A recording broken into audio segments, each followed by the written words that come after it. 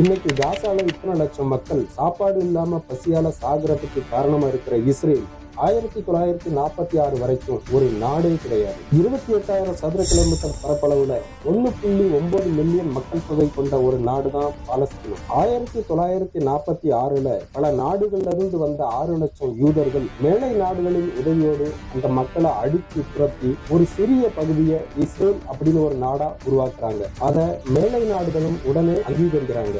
அங்க இருந்துதான் ஆரம்பிக்குது இஸ்ரேலோட வெறியாட்டம். அங்க இருந்த பூர்வீக மக்களை கொஞ்சம் கொஞ்சமா நகர்த்தி இந்த 75 வருஷத்துல மொத்த பாலஸ்தீனத்தையும் 22,000 சதுர கிலோமீட்டர் கொண்ட இஸ்ரேலா மாத்திருக்காங்க. இன்னைக்கு அந்த மண்ணுக்கு உரிமையுடைய மக்கள் 6,000 சதுர கிலோமீட்டர் பரப்பளவு கொண்ட பாலஸ்தீனத்துல சுமார் 5.59 மில்லியன் மக்களும் வெறும் 365 சதுர கிலோமீட்டர் பரப்பளவு கொண்ட காசால 2.9 மில்லியன் மக்களும் அடைக்கப்பட்டிருக்காங்க. இதுக்கு மேலையும் அந்த மக்கள் அங்கிருந்து எங்கேயும் நகர்ந்து போக முடியாது அப்படின்னு ஒரு நிலைமை வரும்போது அந்த மக்களை ஆயுதம் கொண்டு கொண்டு குவிப்பது மட்டும் இல்லாம அந்த மக்களுக்கு கிடைக்க வேண்டிய உணவு மருந்து எதையும் கிடைக்க விடாம தடுத்து ஒரு இன படுகொலை செஞ்சுக்கிட்டு இருக்கு இஸ்ரேல். மேலை நாடுகளுக்கு எப்பவுமே ஒரு பழக்கம் உண்டு. ஒரு நாட்டு மக்களை அழிக்கணும், அந்த இடத்தை கைப்பற்றணும் அப்படின்னா அந்த மக்கள் மேல பயங்கரவாதின்னு ஒரு முத்திரையை குத்துவாங்க. இதை பத்தின எந்த அடிப்படை அறிவும் இல்லாத இங்க இருக்கிற சில முட்டா பசங்க பச்சை குழந்தைங்க பட்டினியில சாகிறத கூட நார்மலைஸ் பண்றாங்க.